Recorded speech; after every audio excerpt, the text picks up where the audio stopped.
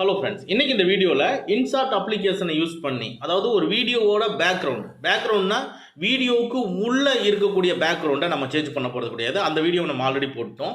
இப்போது அந்த வீடியோ வந்து லேண்ட்ஸ்கேப்பில் இருக்குன்னா அந்த லேண்ட்ஸ்கேப்பில் இருக்கிற அந்த வீடியோவோட மேலேயும் கீழேயும் ஒரு பேக்ரவுண்ட் டிஸ்பிளே ஆகும் இல்லைங்களா, ஒரு ஸ்பேஸ். அந்த ஸ்பேஸில் புதுசாக ஒரு பேக்ரவுண்டை எப்படி செட் பண்ணுறது, அந்த செட் பண்ணுற பேக்ரவுண்டோட கிளாரிட்டி இம்ப்ரூவ் பண்ணி எப்படி ஸ்டைலிஷாக காமிக்கிறது அப்படிங்கிறது தான் இந்த வீடியோவில் பார்க்க போகிறோம். ஸ்கிப் பண்ணாமல் பாருங்கள், இன்ட்ரெஸ்டிங்கான வீடியோ இது. ஃபஸ்ட்டு இன்சார்ட் அப்ளிகேஷனை ஓப்பன் பண்ணிக்கங்க. இதில் வீடியோவை கிளிக் பண்ணிக்கங்க, நியூவை கிளிக் பண்ணிக்கங்க. இப்போ எக்ஸாம்பிளுக்கு ஏதாவது ஒரு வீடியோவை செலக்ட் பண்ணிக்குவோம். கிளிக் பண்ணிக்கிறேன். ஸோ இந்த வீடியோ உள்ளே வந்துருச்சு. அந்த வீடியோவை செலக்ட் பண்ணிக்கிறேன். கேன்வாஸ் வருது பார்த்தீங்களா, கேன்வாஸை கிளிக் பண்ணிக்கங்க. இதில் பாருங்கள் என்ன சைஸில் வேணும்னு சொல்லி. இப்போது இது ஆக்சுவலாக லேண்ட்ஸ்கேப்பில் இருக்கக்கூடிய ஒரு வீடியோ.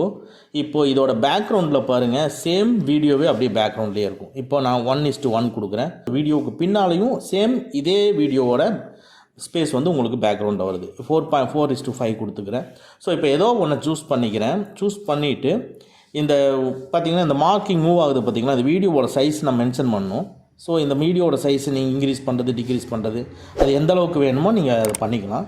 நான் இப்போ ஏதாவது ஒரு பொசிஷன் அந்த பேக்ரவுண்டு கிளியராக தெரியணுங்கிறதுக்காக கொஞ்சம் சின்னது பண்ணிக்கிறேன். சின்னது பண்ணிவிட்டு இப்போது ஓகே கொடுத்துக்கிறேன். இப்போ பாருங்கள், அந்த வீடியோ உள்ளே இருக்குது, அந்த வீடியோவை சுற்றி அந்த வீடியோ இருக்குது இல்லையா. இப்போது இப்படியே இருக்கும் பொழுது நேராக பேக்ரவுண்டை கிளிக் பண்ணுறேன்.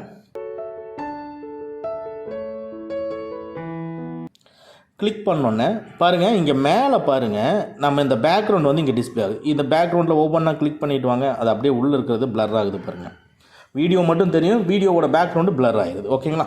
இது கீழே கலரு, இதில் சிங்கிள் கலர் நீங்கள் கொடுக்கணும் அப்படின்னு சொன்னீங்கன்னா ஆட்டோமேட்டிக்காக நீங்கள் கலர் கொடுத்துக்கலாம். ஓகே, இந்த மாதிரி கொடுத்துக்கலாம். இது கிரேடியன்ட் கலர்னால் 2-3 கலர் கலந்து வந்தது தான் கிரேடியன்ட் கலர். பாருங்கள், 2 கலர் கலந்துருக்குங்களா.